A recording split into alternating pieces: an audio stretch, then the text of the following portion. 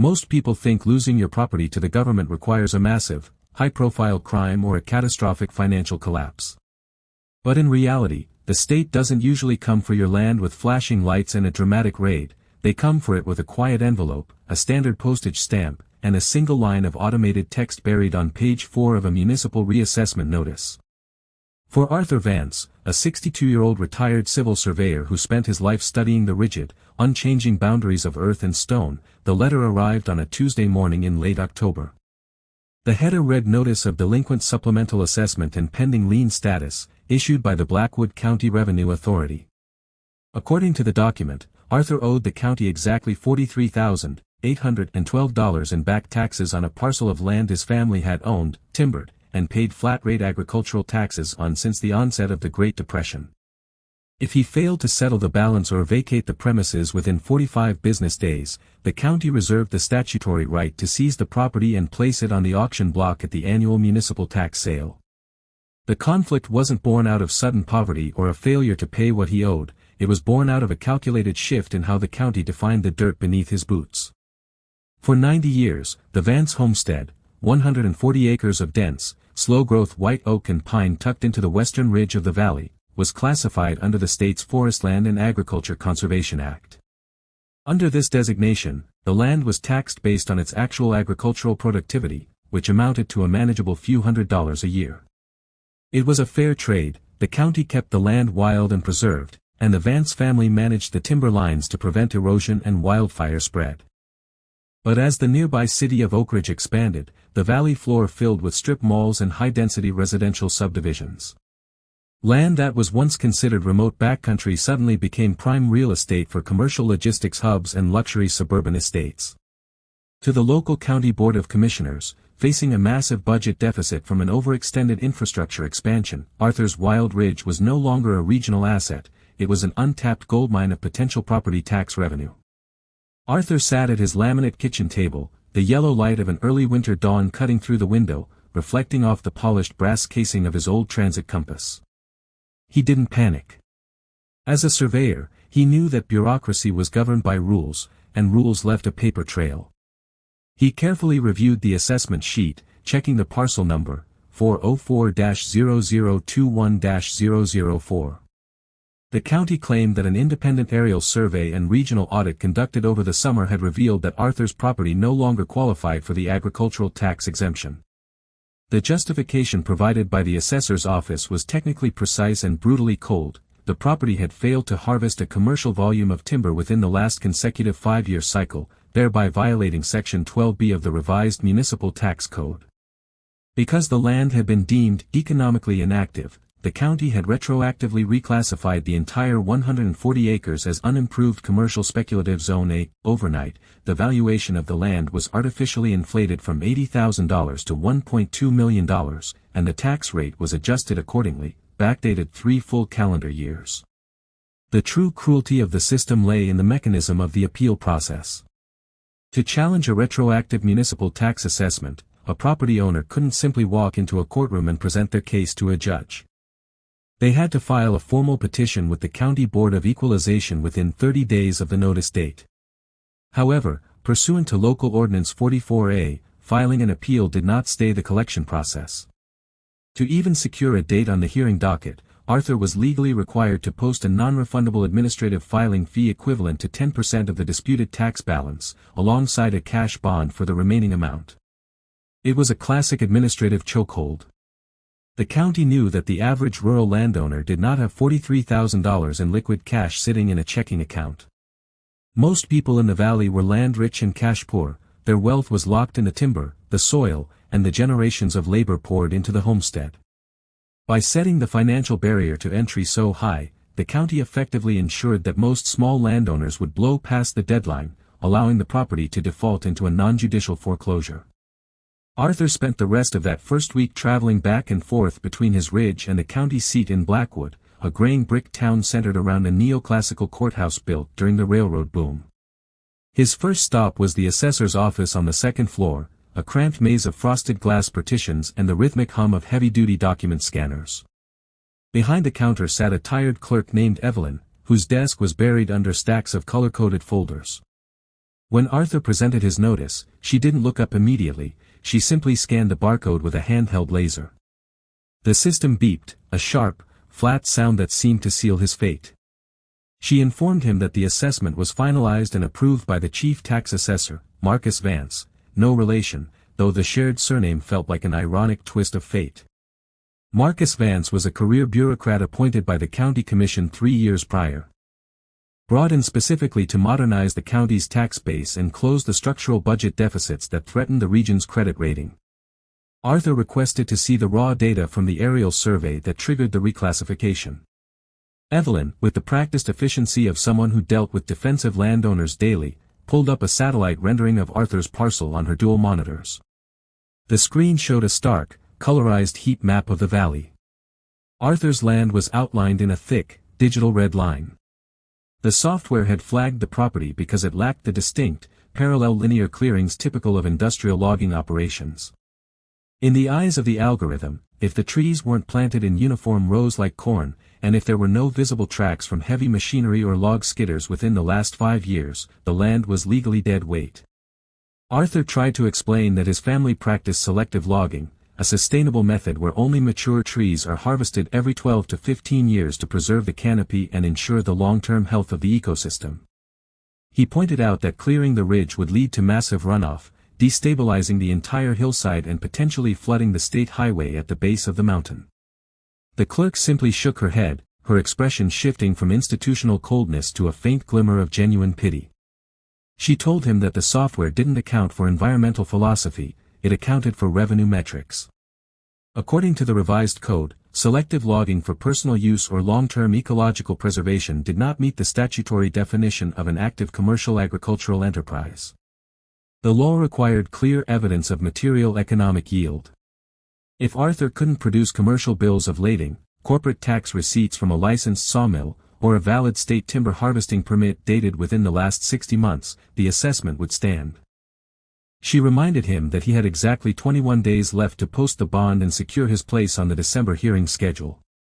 As Arthur walked out of the courthouse and down the stone steps into the cold afternoon air, he realized he wasn't just fighting a mistaken tax bill, he was fighting a modern, automated system designed to systematically erase his way of life through the meticulous application of fine print.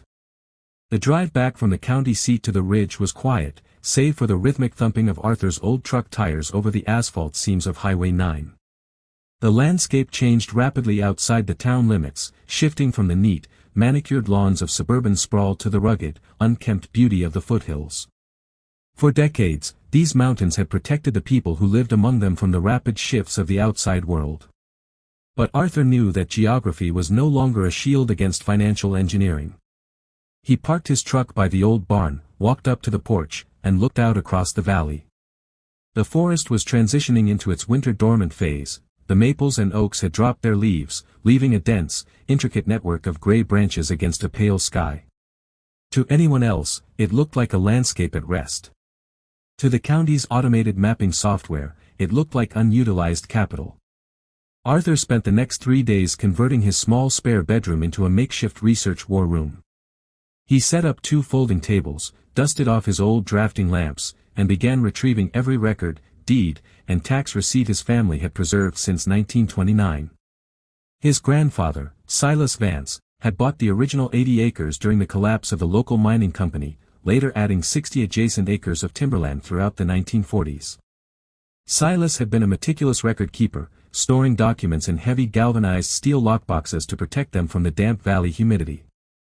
Arthur carefully unclasped the brass latches of the oldest box, releasing the faint, sweet smell of aged paper and dried ink. Inside lay the foundational history of the homestead, handwritten receipts from the local land registry, original survey field notes drawn with waterproof India ink, and decades of paid property tax stubs, each stamped with the purple ink of the Blackwood County Treasurer. As Arthur catalogued the documents chronologically, he looked for any historical precedent that could help him bypass the county's aggressive cash bond requirement. He knew that municipal tax codes were rarely built from scratch, instead, they were layered over decades of older statutes, amendments, and legal resolutions like sedimentary rock.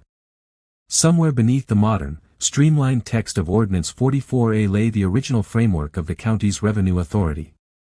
His training as a surveyor had taught him that an amendment is only as valid as the foundational law it modifies. If the county had altered the definitions of agricultural land use, they had to do so within the boundaries set by state-enabling legislation. He spent hours cross-referencing the citations in the delinquent notice with old copies of the state revised statutes he had borrowed from the public library's legal reference section. On Thursday morning, Arthur made a tactical decision to visit the Blackwood County Archives, located in the deep basement of the Historical Records Building 3 blocks away from the main courthouse.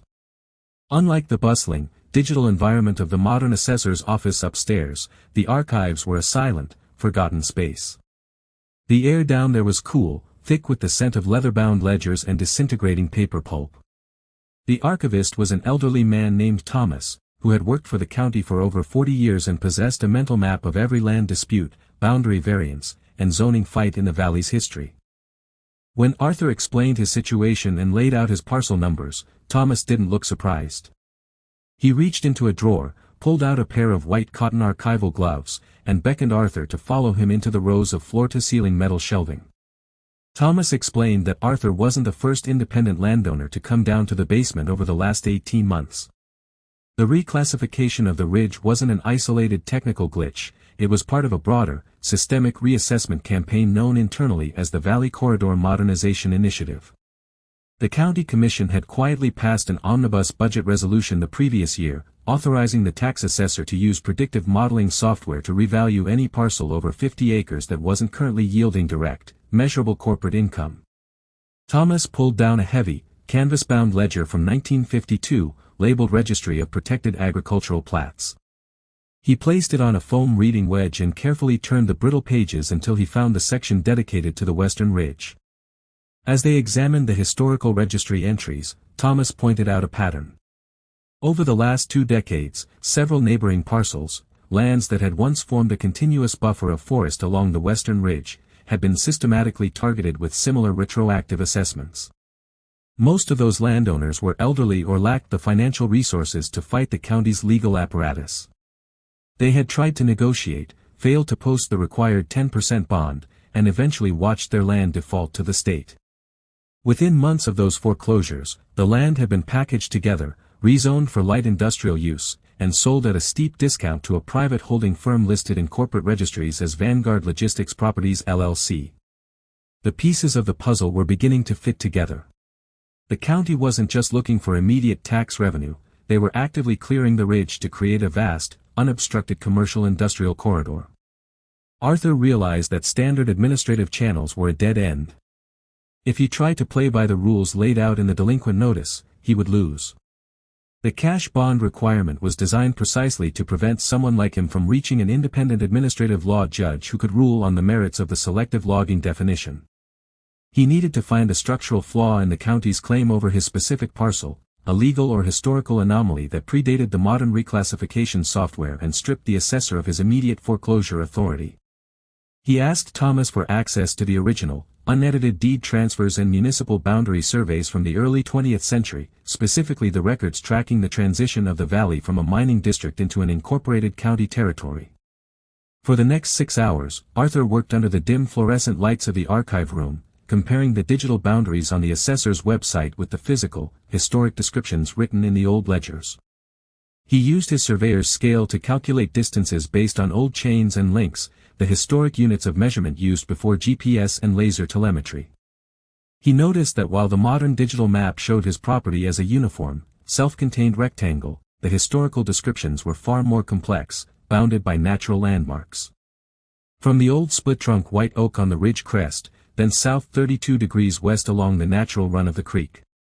It was during this painstaking analysis of the historical boundary descriptions that Arthur found the first major discrepancy. The county's digital mapping software had misaligned the western boundary by nearly 80 feet, accidentally absorbing a portion of an old, abandoned state rail corridor into his taxable parcel.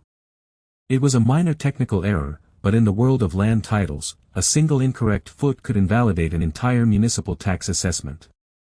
The discovery of the 80-foot boundary error gave Arthur his first real leverage, but he knew a simple mapping mistake wouldn't stop the county's momentum.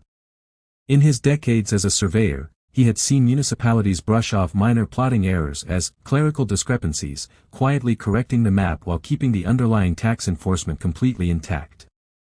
If he wanted to break the administrative chokehold, he had to understand the forces driving the urgency upstairs.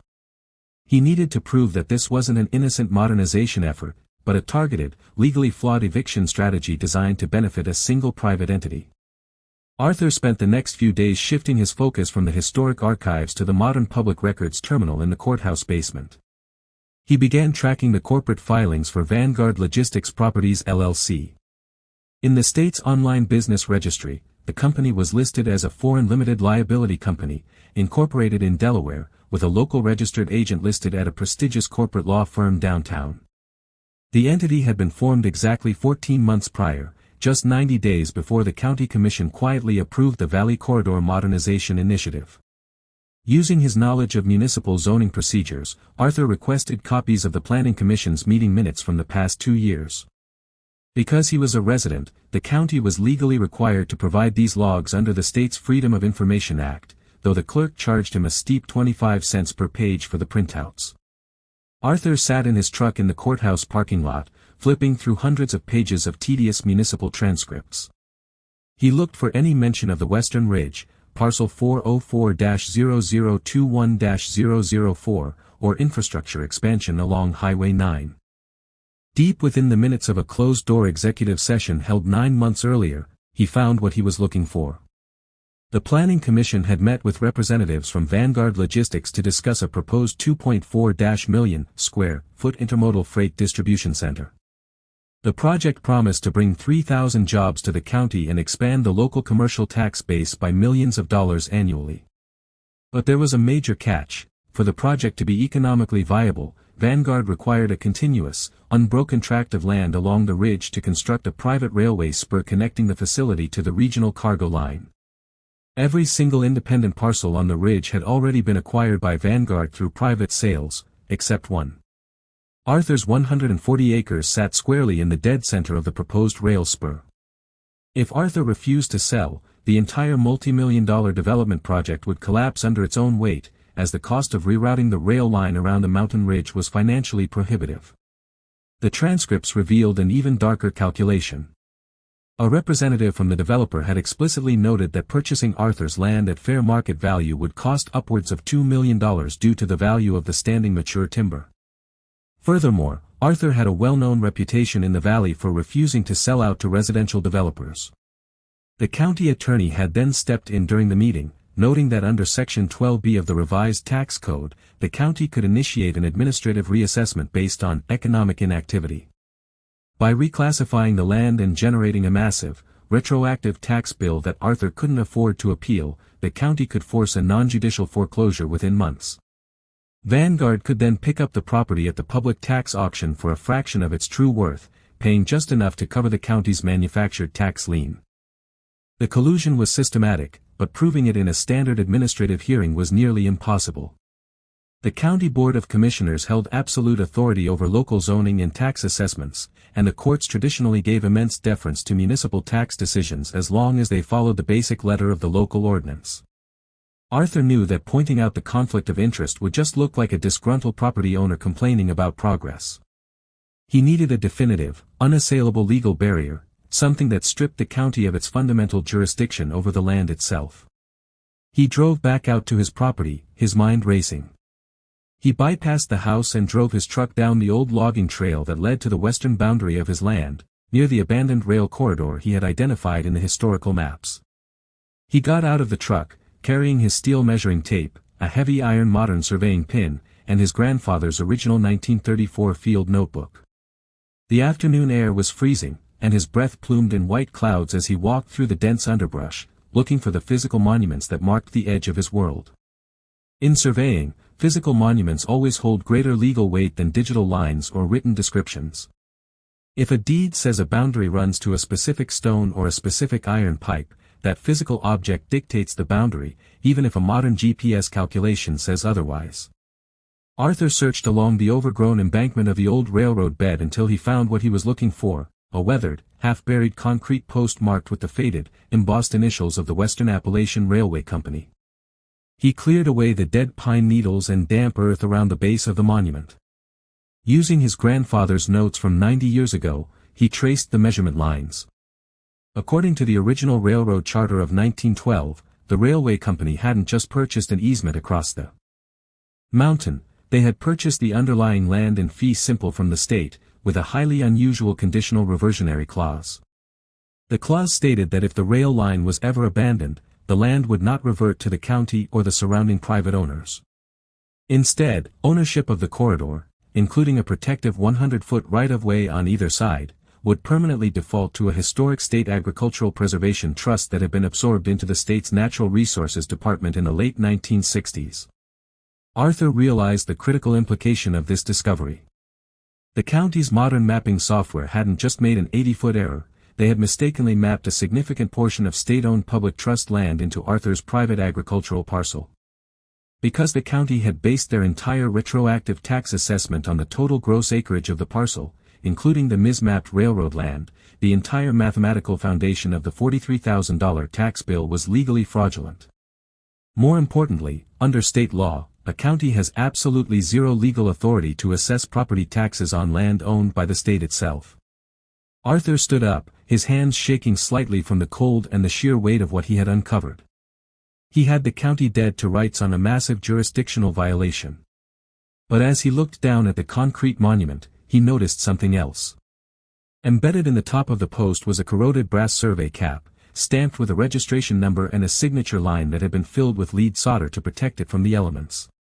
It was a formal, state-witnessed boundary agreement executed during the height of the Great Depression, a document that had been completely omitted from the county's modern digital database. To turn this physical discovery into an undeniable legal shield, Arthur needed the original paper counterpart of that brass survey cap. In the eyes of the law, a monument in the dirt is just a piece of concrete until it is linked to a ratified, recorded document in the government's own vaults. The next morning, Arthur returned to the courthouse archives. He bypassed the modern digital terminal completely and walked straight to the back desk where Thomas, the veteran archivist, sat indexing old estate files. When Arthur laid out his new measurements and described the concrete monument along the abandoned rail corridor, Thomas's eyes widened behind his wire-rimmed glasses. He knew exactly what Arthur was looking for, but he also knew it wouldn't be easy to find. Thomas explained that when the Western Appalachian Railway Company went bankrupt in the mid-1930s, the county was in the middle of a massive administrative reorganization. Hundreds of land contracts, right-of-way agreements, and corporate charters were thrown into unindexed wooden crates and stored in the deep sub-basement beneath the boiler room, a place the staff referred to as the Vault of Dead Titles. The county had never digitized these files because they were deemed economically irrelevant after the tracks were pulled up in 1964. For the modern assessor's office, if a document wasn't in a central SQL database, it effectively did not exist. The sub-basement was accessible only via a rusted iron spiral staircase behind the maintenance locker. The air down there was damp and heavy with the smell of coal dust and decaying cellulose. Rows of green military surplus filing cabinets and stacked wooden crates stretched into the shadows, illuminated only by bare, hanging incandescent bulbs. Thomas pointed Arthur toward a corner labeled Special Railway Commission, 1930 to 1940. This wasn't a standard public reading room, it was a graveyard of industrial history.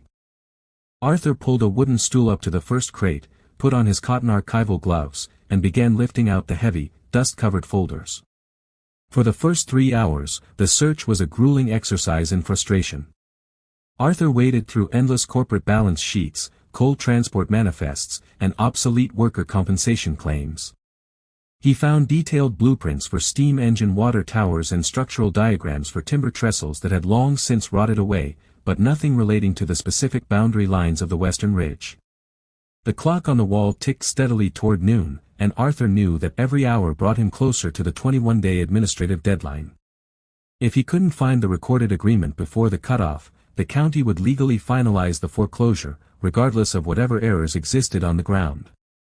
At 1:30 p.m., Arthur pulled a thick, string-tied folio from the bottom of the third crate. The cover was made of heavy blue cardstock, faded to a dull gray along the edges. It was labeled Joint Boundary Settlement, Blackwood County, the Western Appalachian Railway, and the heirs of the Silas Vance Estate, 1934. Arthur's hands remained steady, but his heart beat faster against his chest. He carefully untied the cotton twine and opened the folder. Inside was a large, multi-folded piece of heavy vellum paper. As he unfolded it across the dusty table, he recognized the beautiful, precise drafting style of the early 20th century, hand-drawn topographic lines, elegant cursive lettering, and absolute mathematical symmetry. The document was a formal boundary covenant executed on September 14, 1934. It had been drafted to settle a bitter, multi-year litigation dispute between Arthur's grandfather, Silas Vance, and the railway company over water runoff that had damaged Silas's lower timber stands. To resolve the lawsuit without a massive cash payout, the railway company had agreed to permanently adjust the boundary line along the ridge. They legally transferred a strip of land to the Vance estate, while establishing a permanent, non-taxable public use buffer zone between the private timberland and the active rail corridor. Arthur used his surveyor's magnifying loupe to read the fine print at the bottom of the page. There it was, the exact legal description matching the physical concrete monument he had found the day before. The covenant explicitly stated that the 100-foot buffer zone was permanently excluded from any future municipal or county property tax assessments, as long as the Vance family maintained the natural timber canopy to prevent mudslides onto the tracks. The agreement was binding on all future corporate successors, municipal entities, and heirs to the land. It was an absolute, ironclad exemption that insulated the core acreage of the ridge from the exact reclassification mechanism the modern county was currently using. But the most critical element of the document lay in the signature block at the bottom right corner.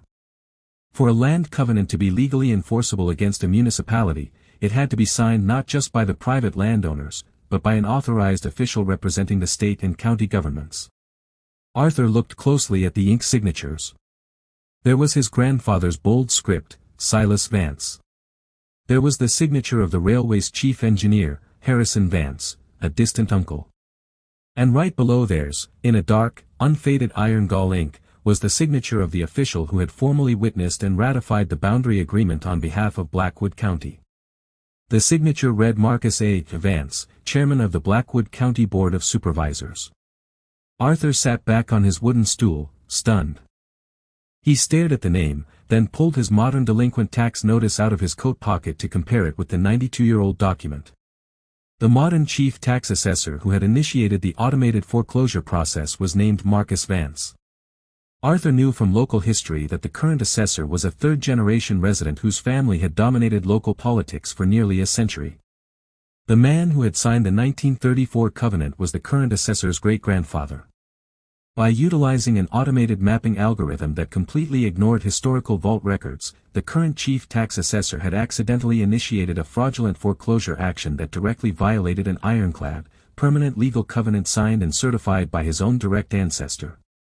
The very bureaucracy that was attempting to tax Arthur off his land had legally bound itself to protect that land nearly a century prior. Arthur carefully placed the vellum document onto the archivist's flatbed scanner, ensuring every line of ink, every seal, and that crucial forgotten signature were captured in high-resolution clarity. He had his evidence. Now, he had to prepare for the final confrontation in the courtroom upstairs. Arthur returned to his ridge with a digital copy of the 1934 covenant stored safely on a flash drive and a certified, stamped physical duplicate locked inside his truck's glove box. He didn't immediately call the assessor's office, nor did he reach out to the local newspaper. As a surveyor, he understood that presenting your evidence too early simply gives an opponent time to construct a bureaucratic counterdefense. If he showed his hand to Marcus Vance privately, the county attorney would immediately look for a procedural loophole, perhaps arguing that the 1934 covenant had been superseded by subsequent municipal charters or that the state's natural resource realignment in the 1960s had broken the chain of custody. He needed to present the document in a forum where the county's response would be permanently etched into the public record. He spent the next 48 hours analyzing the exact legal anatomy of the signature block. In land use law, a covenant that runs with the land is a permanent equitable servitude.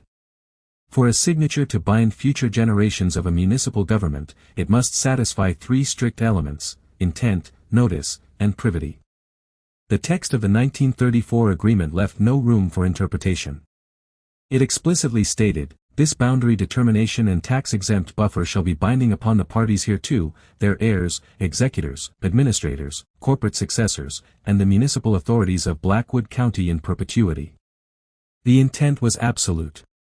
Because the document had been formally recorded in the county ledger, even if it was later buried in the boiler room vault, the county was legally deemed to have constructive notice of its existence. They couldn't claim ignorance just because their modern software failed to index their own archives. Arthur's next step was to map out the exact financial math of the error. The county claimed he owed $43,812 based on a total taxable area of 140 acres reclassified as commercial land. However, when Arthur subtracted the 80-foot misaligned boundary along the railway corridor, alongside the 100-foot permanent buffer zone established by the 1934 covenant, the actual taxable acreage of his private parcel dropped from 140 down to 94 acres. Furthermore, because the 1934 covenant legally bound the county to maintain the tax-exempt status of the timber canopy to protect the valley watershed, the county's retroactive reclassification of the remaining land as unimproved commercial speculative Zone A was a direct breach of contract. Under state enabling law, municipality cannot unilaterally rezone a property to force its development if a prior, valid public interest covenant restricts that exact development. On Tuesday morning, with exactly 4 days remaining before the foreclosure deadline, Arthur walked into the Blackwood County Administration Building to file his formal appearance for the December docket of the Board of Equalization. Instead of bringing a suitcase full of chaotic papers, he brought a single, neatly bound legal brief. He had drafted it himself, using the standard statutory formatting he had learned during his years providing expert boundary testimony in civil courtrooms. He handed the document across the glass counter to Evelyn, the clerk who had scan-processed his original notice 3 weeks earlier. When Evelyn looked at the filing, she noted that Arthur had not attached the required 10% cash bond, the $4,300 non-refundable fee required to secure a hearing date. She looked up, her hand hovering over the rejection stamp. She reminded him that without the cash bond or a certified bank check, the automated system would automatically reject the petition at midnight on Friday, moving the parcel directly into the final foreclosure phase. Arthur didn't argue. He gently tapped page 3 of his brief, where he had highlighted a forgotten provision buried deep within the county's own Administrative Revenue Code, Section 14C, known as the Jurisdictional Truth in Assessment Clause.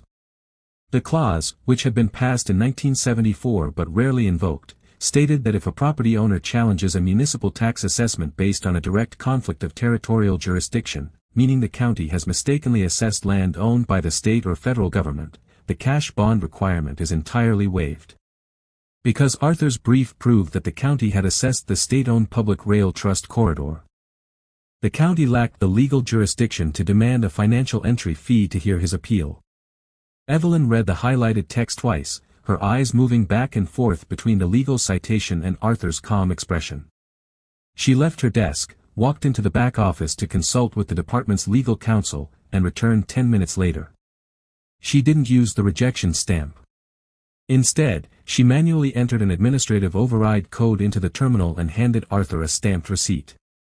He was officially on the docket for Thursday night's public meeting. Word of Arthur's bond waiver quietly rippled through the courthouse infrastructure, reaching the desks of the executive planners.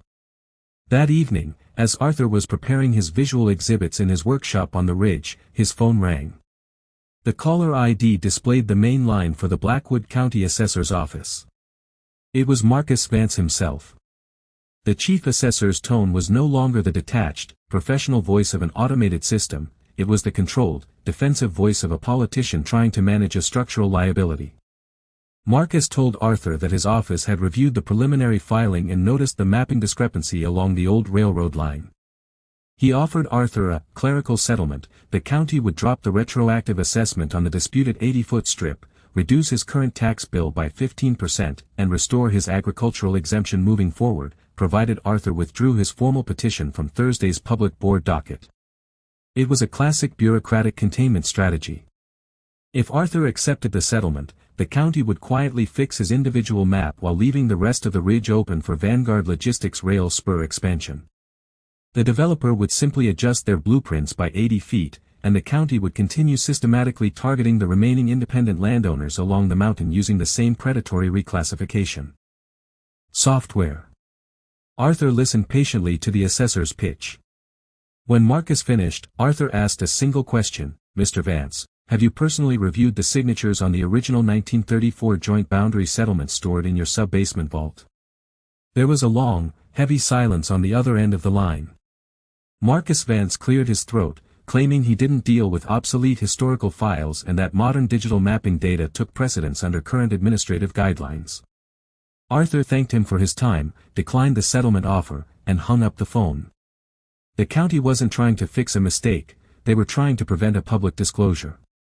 Arthur carefully packed his grandfather's 1934 vellum map, his modern surveying calculations, and a set of high-contrast photographic overlays into a black leather portfolio. The battle for the ridge wouldn't be won in a private corporate negotiation, it would be won in front of the entire community, under the bright lights of the public hearing room. The main auditorium of the Blackwood County Administration Building was packed to capacity on Thursday evening. The air was heavy with the smell of wet wool coats and stale concession coffee, a sharp hum of murmuring voices bouncing off the wood-paneled walls. Up on the raised dais sat the 5 members of the Board of Equalization, flanked by the county attorney and chief tax assessor Marcus Vance. Arthur sat quietly in the second row of benches, his leather portfolio resting across his knees. 2 rows behind him, dressed in matching dark wool suits, sat 3 senior project managers from Vanguard Logistics Properties LLC. They weren't here to speak, they were here to watch their multi-million-dollar rail spur clearance receive its final administrative rubber stamp. When the clock on the wall struck 7 p.m., the board chairman rapped his gavel, calling the session to order. The first 3 items on the agenda were standard commercial appeals, local developers arguing over the depreciation rates of gravel parking lots and office park HVAC systems. The board handled them with swift, practiced indifference, voting unanimously to uphold the assessor's valuations within minutes. Then, the chairman cleared his throat and read the next case number from his clip folder, Parcel 404-0021-004, Arthur Vance. Petition challenging retroactive agricultural reclassification and total assessed valuation. Marcus Vance stood up from the staff table to present the county's case. He adjusted his glasses and clicked a remote button, projecting a high-resolution satellite map of Arthur's property onto the massive digital screens flanking the dais. Using a red laser pointer, he traced the boundaries of the ridge, repeating the same automated talking points his office had used from the beginning. He argued that the land had shown zero material economic timber yield for over 60 consecutive months, making it legally inactive under Ordinance 44A. He framed the $43,000 retroactive bill not as a penalty, but as a standard, corrective adjustment to align the property with its true speculative market value. The law is clear, Marcus concluded, looking directly at the board members. We cannot create special exceptions for individual landowners based on sentimentality. The data shows no commercial activity, and the assessment must stand. The chairman nodded and signaled to the microphone at the center of the room. The petitioner may speak. Arthur stood up, picked up his leather portfolio, and walked to the podium. He didn't begin by shouting, and he didn't launch into an emotional plea about his family's history on the ridge. Instead, he unzipped the portfolio, pulled out 3 large, high-contrast photographic overlays, and mounted them onto the physical display easels next to the podium. He adjusted the microphone and spoke in the calm, measured cadence of a professional surveyor delivering a deposition. Thank you, Mr. Chairman. I am not here tonight to argue about the definition of agriculture, nor am I here to ask for an exemption from the law. I am here to present evidence that this board completely lacks the legal jurisdiction to enforce this assessment. A ripple of low whispers broke out across the auditorium. The county attorney sat up straighter, narrowing his eyes. Arthur pointed to the first display chart, which showed a side-by-side comparison of the county's modern digital tax map and the historic state rail corridor registry. 3 weeks ago, your automated predictive mapping software flagged my property for reclassification. But in doing so, your system made a fundamental geometric error. It misaligned the western boundary by exactly 80 feet, overlapping my private parcel with the abandoned Western Appalachian Railway line. Under state statutory code section 22B, that corridor is held in fee simple by the State Natural Resources Public Trust. By including that acreage in my assessment, Blackwood County has accidentally attempted to levy property taxes against the state itself, an act that is unconstitutional and renders the entire mathematical calculation of this bill null and void. The board members looked at each other, surprised.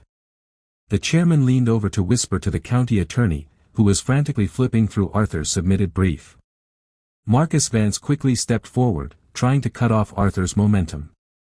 "Mr. Chairman, if a minor boundary overlap exists, my office can issue a routine administrative variance to correct the acreage. It does not invalidate the underlying commercial reclassification of the remaining 94 acres of timberland." "Except that you can't," Arthur countered smoothly, his voice dropping an octave, commanding the absolute silence of the room. Measured cadence of a professional surveyor delivering a deposition. "Thank you, Mr. Chairman. I am not here tonight to argue about the definition of agriculture, nor am I here to ask for an exemption from the law.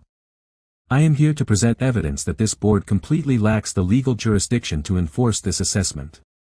A ripple of low whispers broke out across the auditorium. The county attorney sat up straighter, narrowing his eyes. Arthur pointed to the first display chart, which showed a side-by-side comparison of the county's modern digital tax map and the historic state rail corridor registry. 3 weeks ago, your automated predictive mapping software flagged my property for reclassification. But in doing so, your system made a fundamental geometric error. It misaligned the western boundary by exactly 80 feet, overlapping my private parcel with the abandoned Western Appalachian Railway line. Under State Statutory Code Section 22B, that corridor is held in fee simple by the State Natural Resources Public Trust. By including that acreage in my assessment, Blackwood County has accidentally attempted to levy property taxes against the state itself, an act that is unconstitutional and renders the entire mathematical calculation of this bill null and void. The board members looked at each other, surprised. The chairman leaned over to whisper to the county attorney, who was frantically flipping through Arthur's submitted brief. Marcus Vance quickly stepped forward, trying to cut off Arthur's momentum. "Mr. Chairman, if a minor boundary overlap exists, my office can issue a routine administrative variance to correct the acreage. It does not invalidate the underlying commercial reclassification of the remaining 94 acres of timberland." "Except that you can't," Arthur countered smoothly, his voice dropping an octave, commanding the absolute silence of the room. "Because the remaining acreage is governed by a permanent, restrictive equitable covenant that this county ratified nearly a century ago." Arthur reached into his folder and pulled out the high-resolution copy of the 1934 Joint Boundary Settlement. He didn't project it, instead, he walked forward and placed 3 certified physical copies directly onto the desks of the board members, handing a 4th copy to a completely silent Marcus Vance.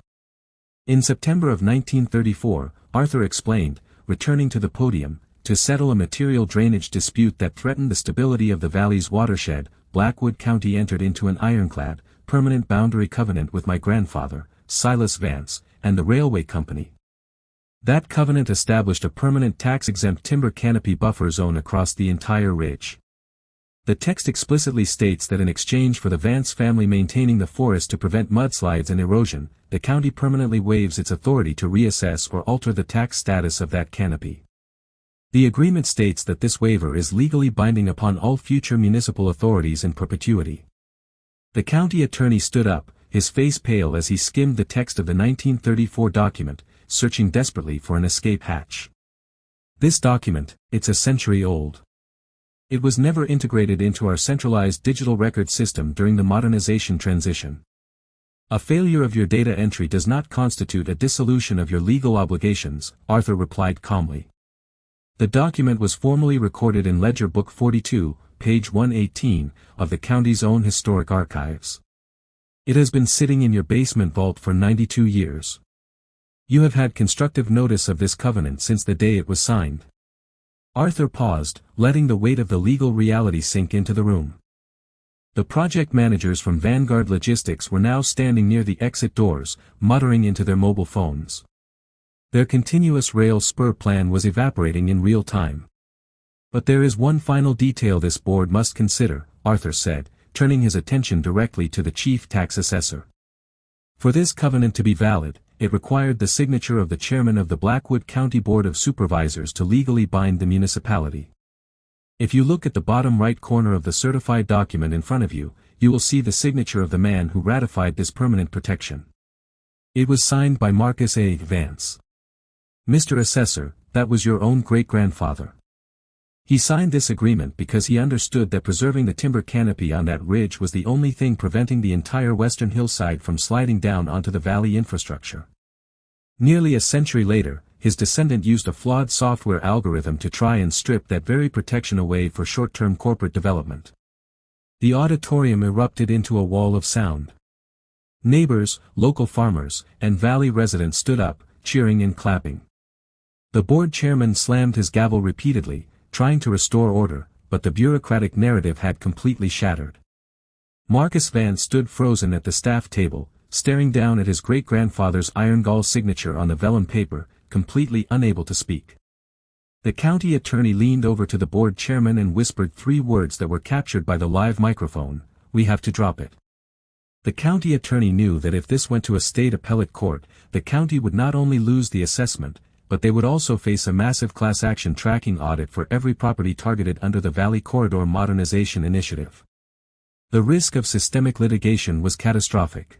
The board chairman took a deep breath, adjusted his microphone, and knocked his gavel down one final time. In light of the clear jurisdictional conflicts and the permanent historical covenants presented by the petitioner, the Board of Equalization hereby finds the current retroactive tax assessment for parcel 404-0021-004 to be legally invalid. The assessment is ordered stricken from the county ledgers in its entirety, and the property's permanent agricultural preservation status is hereby reinstated. This matter is permanently closed. Arthur Vance closed his leather portfolio, zipped it shut, and walked out of the auditorium. As he stepped out onto the courthouse portico, the crisp winter air hit his face.